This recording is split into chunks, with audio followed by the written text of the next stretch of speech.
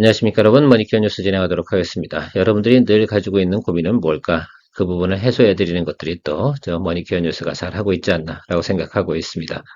여러분들이 가지고 있는 포트폴리오 종목, 또 수익 실현하고 나면 다음에 어떤 종목을 또 들어가야 돼, 뭐 이런 생각들을 하고, 또 미리 마음의 준비를 하고 있으면 그것들을 공략할 때 빨리빨리 액션을 취할 수가 있는데, 그렇지 않은 경우가 훨씬 더 많잖아요.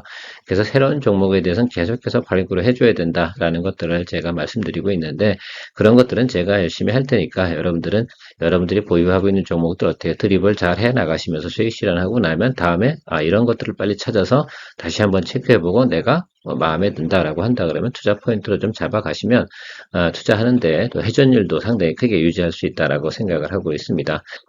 제가 뭐 여러분들하고 또 진행하면서 저도 뭐 개인적으로는 제가 진심으로 저도 투자하는 사람이기 때문에 여러분들한테 또 도움이 될 거라고 저는 생각을 하고 있습니다. 자, 근데 이런 것들은 앞으로 내년부터 어떻게 한다고요?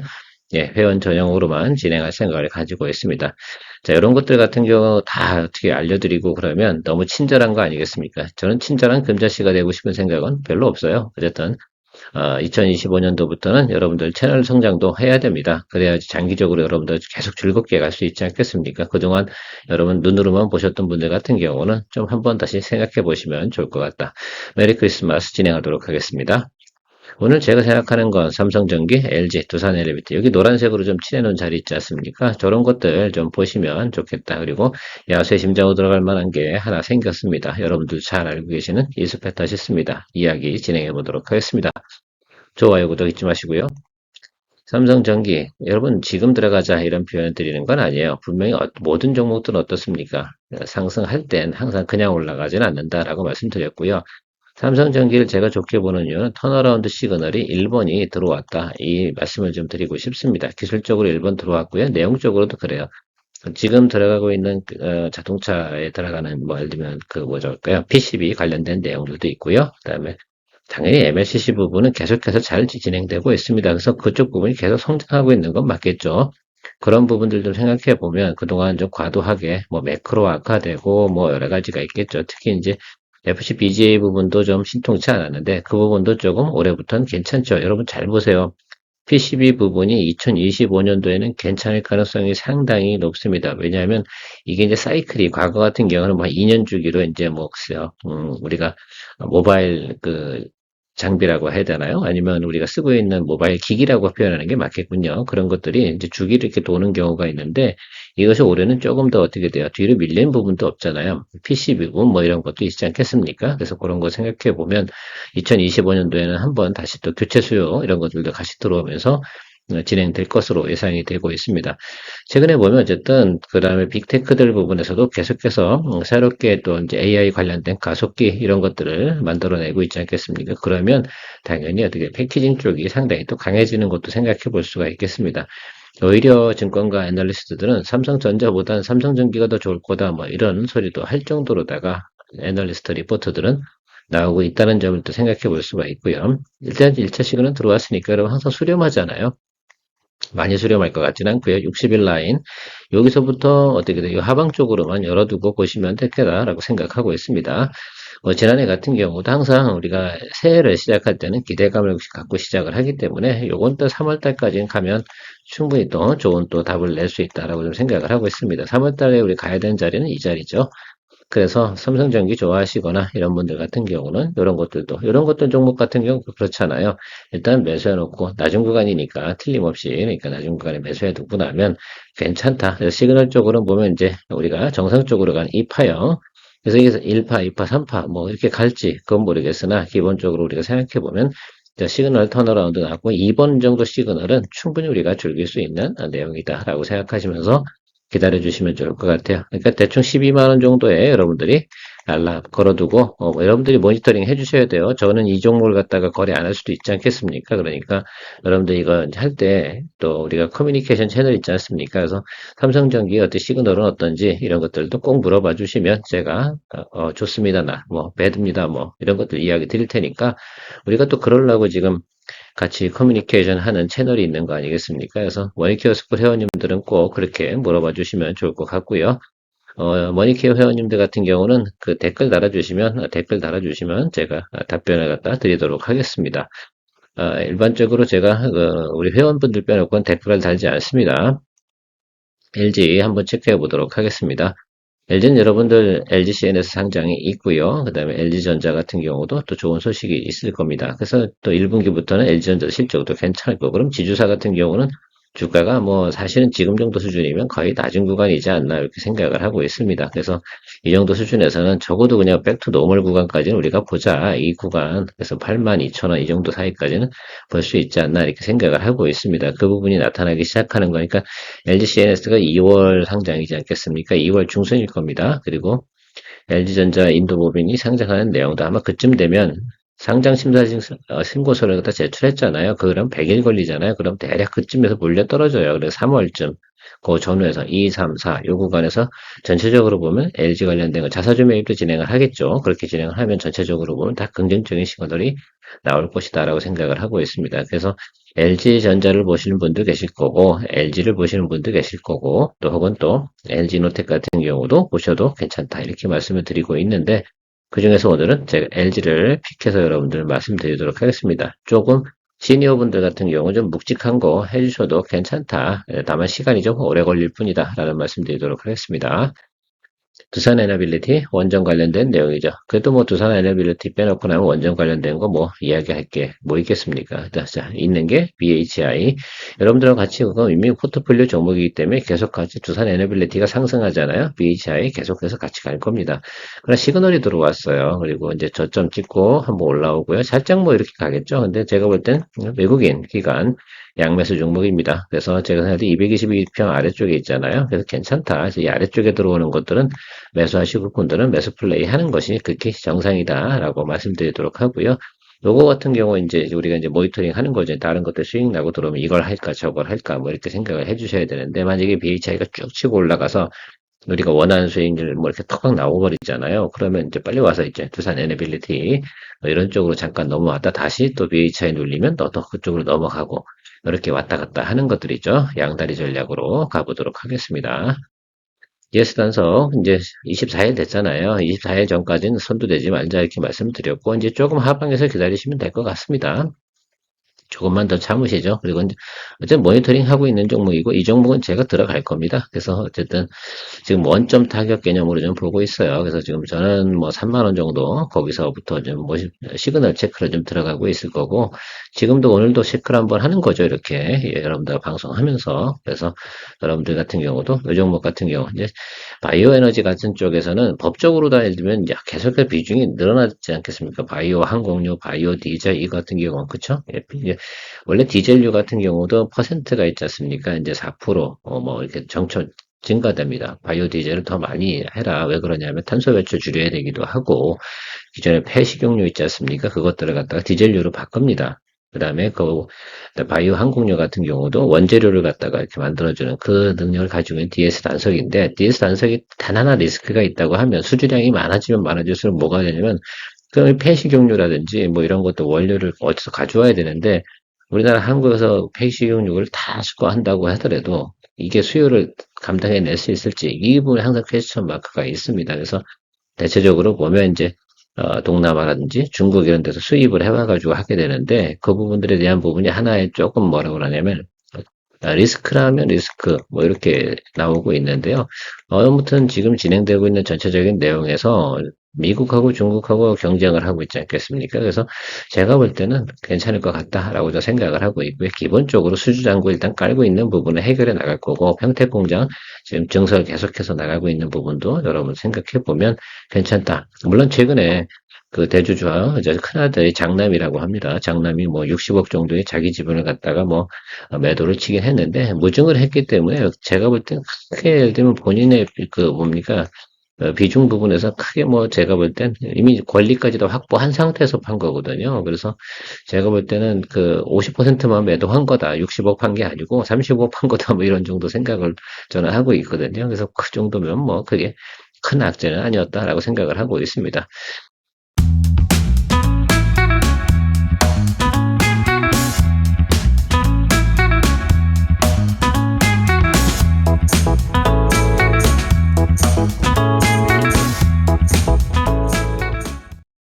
HD 현대미포, 이거, 우리가 이제 여기서 수익 냈었잖아요. 그리고 기다리고 있는 거 아닙니까? 그죠? 이게. 우리 뭐, 제가 볼 때 오늘 시그널 안 좋습니다. 이거 좀 늘려줬으면 좋겠죠. 당연히 또 여기 오면 여러분들 매수하는 쪽으로 진행하겠습니다. 이거 12만 원에 알람 걸어두고, 기다려보는 거죠. 이렇게 기다려두는 겁니다. 뭐 지금 뭐 HD 현대 쪽 관련 쪽에서는 뭐 자사주 매입 프로그램, 뭐 밸류 프로그램 뭐 이렇게 하면서 계속해서 배당 프로그램까지 다 이야기하고 있는데 업황 나쁘지 않잖아요. 그래서 여러분 보시면 좋을 것 같다라고 생각하고 있어서 일단 12만 원 정도, 12만 5천 원 이 정도 선에서 모니터링 진행하도록 하겠습니다. 이렇게 앞으로 이제 모니터링 하면서 여러분들 다음에 또 이제 제가 준비해 놔. 저도 총알이 있어요. 여러분들과 같이. 다음엔 이거 갑시다. 뭐 이렇게 이야기를 하지 않겠습니까? 하나 엔진, 일단 선박 엔진 부분에서 여러분들 상식이 좀 있으셔야 됩니다. 선박 엔진 같은 경우는 대부분 특허가 독일입니다. 이게 그 원천 기술을 가지고 있는 거 독일하고 일본이 가지고 있겠죠. 2차 세계대전 때부터 뭐 그런 내용들이 있는데, 그런데 한 100년 전 얘기라고 좀 생각을 하시면 좋을 것 같아요. 선박 엔진이 열심히, 엄청나게 크죠. 선박에 들어간 엔진은 두 종류가 있습니다. 발전 엔진하고 추진 엔진이 있습니다. 자, 발전 엔진은 한 3개, 4개 정도 들어가야 선박의 사이즈별로 좀 차이가 있을 거고요. 추진 엔진이죠. 배가 앞으로 나가야 되잖아요. 그러면 하나가 큰 게 들어갑니다. 거의 생각해 보시면 빌딩 하나만한 거, 뭐 적어도 큰 빌라, 뭐 이 정도 되는 사이즈가 하나가 들어간다 생각할 수가 있겠는데요. 자, 추진 엔진이 하나만 들어가기 때문에 그것이 만약에 레퍼런스가 강하니까 쉽게 말하면 신뢰도가 높아야 되지 않겠습니까? 고장이 나거나 그러면 어떻게 되겠어요? 예, 문제가 심각해지지 않겠습니까?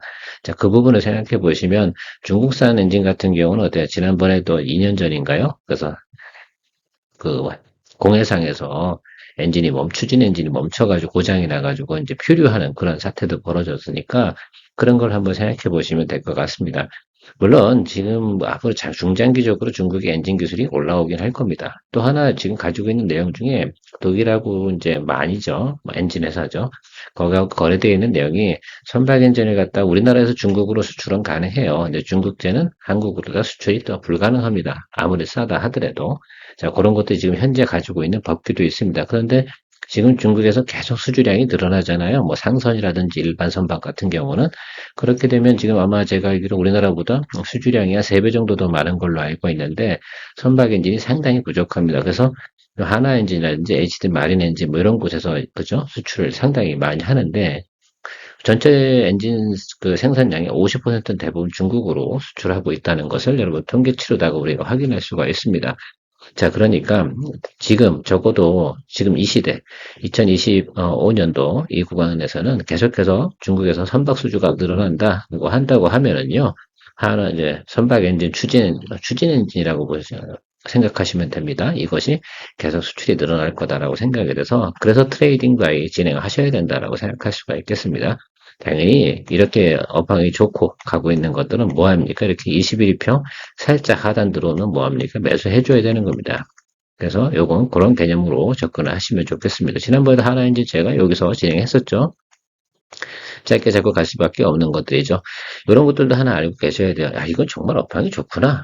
그래서 이것들은 그냥 21위평 아래 내려오면 어떻게 돼? 이건 단기적으로 뭐가 있는 겁니까? 그냥 이렇게 확장 수축권이 계속 진행되면서 우상방으로 조금씩 나아가는 것들이거든요. 그래서 특히 이제 하나엔진 같은 경우는 뭐 하나오션과 더불어서 또 이게 또 여러 가지 면에서도 생각해 볼 수가 있지 않겠습니까? 뭐 하나오션 같은 지금 하나오션 자체는 이제 약간 부채가 많긴 한데 하나엔진은 뭐 예전에 HSD 엔진입니다, 여러분. 요거 좀 참고하셔가지고 어쨌든 과거보다 훨씬 더 근데 또 하나 나온 거 과거에 제가 얘기 드린 적 있잖아요. 저가 수주 한 것들은 다 어떻게 해서 정리해버렸다. 이제 다 끝났다. 이제부터는 나름 고가 수주, 영업이익 나오는 수주로 진행이 된다라는 것도 말씀을 드렸습니다. 그러니까요, 요거는 이런 개념으로 움직입니다. 계속. 그렇죠? 그럼 여기서도 또 눌릴 때 잡아주시면 된다. 그러니까 모니터링을 하고 있어야 된다라고 생각하시면 되고 인지하고 계시면 좋겠습니다. 의외로 하나 이제 이야기 많이 드렸네요. 자, 이스페타시스 어쨌든 그 금감원인 그죠? 여기서 어쨌든 제가 다시 한번 또 유상증자 관련된 내용을 갖다가 보류시켰습니다. 자, 그러니까요. 요거 제가 볼 땐 이렇게 진행되다 보면 JO 인수하는 거 상당히 어려울 수 있습니다. 자, 그래서 제가 생각할 때 오늘은 오르는 건 별로 의미는 없는 것 같고 혹시 이 종목을 갖다 야수의 심정으로 트레이딩을 좀 해보고 싶으신 분이 계시다라고 생각한다고 하면요. 여기서 하방으로 쭉 눌리고 들어오면 이건 매수 잡아줘야 될 가능성이 있어요. 왜 그러냐면 저는 이렇게 되면 유상증자 못한다고 생각하거든요. 유상증자 폭이 감소하거나 이렇게 되겠죠. 공장증서라는 부분으로만 뭐 유상증자 가능하고 제2호 인수 부분은 워낙 지금 그 여론도 좋지 않은 상태에서 이걸 진행하다 보면 무리수가 될 수 있거든요. 뭐 업황 좋은데 왜 굳이 그렇게 해? 좋을 때 하면 되죠. 그래서 뭐 계약금 날린다 하는 내용들이 있다 하더라도 제가 볼 때는 업사이드가 충분히 나올 수 있다라고 생각을 하고 있습니다. 기본 볼레이션은 여기가 정상이죠. 최소가. 그래서 그렇게 생각을 해보면 만약에 제2호 인수 취소권을 갖다 만약에 여러분들이 고려하신다라고 한다고 하면 그때는 무조건 예를 들면 이거 스트롱 바이 들어가야 됩니다. 그래서 두 가지 방법이 있을 것 같아요. 낮은 구간에서 저는 뭐 예상을 하는 거잖아요. 예상을 해서 먼저 야수의 심정으로 들어가시는 분들 같은 경우는 저 25,000원짜리 정도면 그냥 담가 두셔야 된다 생각이 들고 나는 뉴스 보고 확인하고 갈래라고 한다고 그러면 달리는 말에 확 올라타야 되잖아요. 아마 근데 그 제2호 인수 그 폭이 그러면 이거 주식 못 사실걸요? 그죠? 매수할 기회를 주지 않을 겁니다, 시장이. 자, 그래서 아마 요거 제 생각에 이렇게 생각 좀 해보시면 좋을 것 같아요.